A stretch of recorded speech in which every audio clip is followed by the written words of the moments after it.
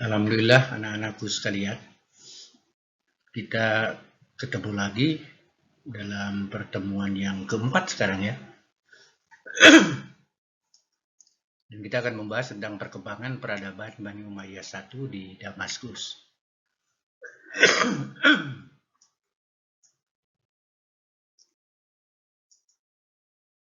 Anak-anakku sekalian, perkembangan peradaban Bani Umayyah I di Damaskus itu tentu ada beberapa hal yang perlu dicatat dan kita ketahui. Yang pertama, proses kodifikasi hadis masa Khalifah Umar bin Abdul Aziz.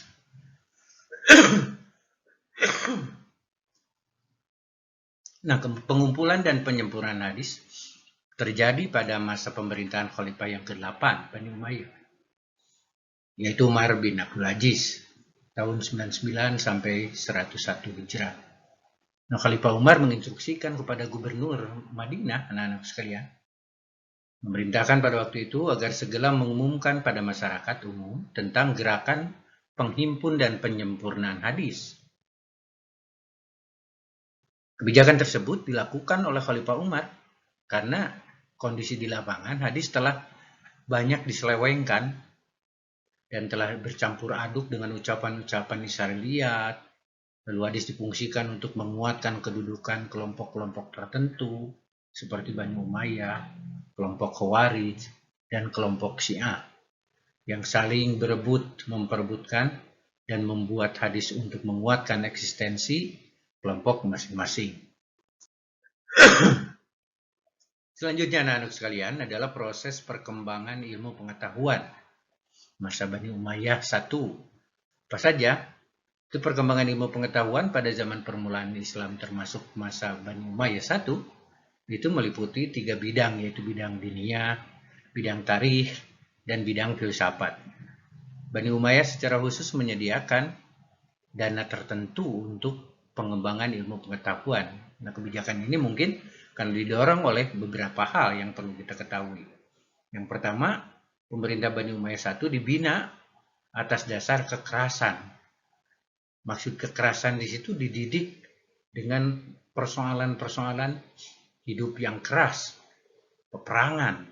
Karena itu mereka membutuhkan ahli syair, tukang kisah, dan ahli pidato untuk bercerita kepada para khalifah dan pembesar istana. Jadi kecerdasan pemimpin Bani Umayyah I itu bagaimana mensinergikan, mengembalikan para khalifah dan pembesar istana itu ke titik nol karena selalu bergelut dengan peperangan. Selanjutnya anak-anakku sekalian,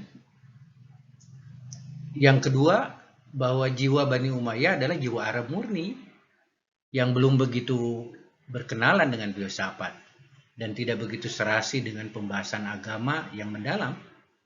Mereka merasa senang dan nikmat dengan syair-syair yang indah dan khutbah-khutbah balighah atau berbahasa indah. Nah, ini juga catatan kenapa Al-Quran diturunkan di Mekah. Karena Al-Quran dibanding dengan syair-syair yang mereka merasa bangga dengan kemampuan membuat syair, Al-Quran mampu di atas di situ, dan hebatnya situasi Islam pada saat itu.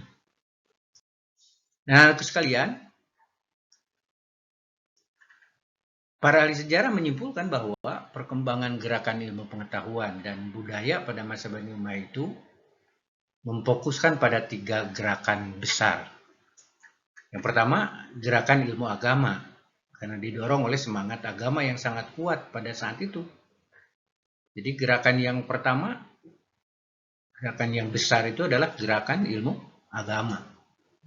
Yang kedua, gerakan filsafat, karena ahli agama di akhir Daulah Umayyah I terpaksa menggunakan filsafat untuk menghadapi kaum Nasrani dan Yahudi yang jadi musuh-musuh mereka, atau yang memusuhi umat Islam. Jadi akhirnya mereka membuat sebuah gerakan besar, yaitu gerakan filsafat. Yang ketiga, itu gerakan sejarah, karena ilmu-ilmu agama memerlukan periwayatan. Nah, anak-anakku sekalian, yang ketiga adalah peradaban yang tumbuh pada masa Bani Umayyah. Itu apa saja?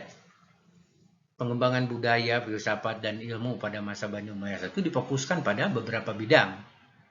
Kita tahu diantaranya ilmu pengetahuan, lalu ilmu hadis, di mana muncul ahli hadis pada saat itu, Ibnu Az-Zuhri, lalu ilmu qiraah yang sekarang terkenal juga dengan nama qiraah sab'ah, itu berkembang di masa Bani Umayyah I. Lalu ilmu nahwu, di mana ada pada saat itu dikenal ada seorang ahli nahwu yang bernama Abu Aswad Ad-Dauli yang wafat tahun 69 Hijrah. Selanjutnya tarikh dan geografi dan juga seni dan bahasa. Nah, ilmu pengetahuan itu diantara itu. Ilmu hadis, apalagi ilmu qiraat, apalagi ilmu nahwu, apalagi ya tarikh dan geografi dan seni bahasa. Yang keempat, anak-anak sekalian, itu membentuk dan menyempurnakan departemen-departemen pemerintahan. Jadi kita tahu bahwa di masa Utsman bin Affan itu sudah dibangun sebuah paradigma pemerintahan yang hampir sempurna, yang itu diikuti oleh pemerintahan yang ada pada saat ini. Nah, di masa Umayyah I ini itu dilengkapi juga, muncul dibentuk penyempurnaan departemen. Di antaranya Diwan Qudok. Fungsi dan tugasnya mirip dengan departemen kehakiman gitu, yang dipimpin oleh Qadi atau Qudok, yang dikenal dengan sebutan Ketua Mahkamah Agung.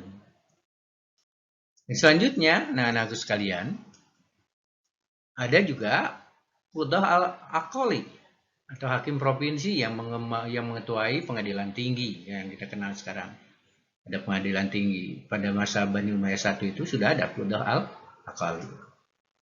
Selanjutnya Qudah al-Amsar, hakim kota yang mengetuai pengadilan negeri atau al-Qada'u atau al-Hisbah.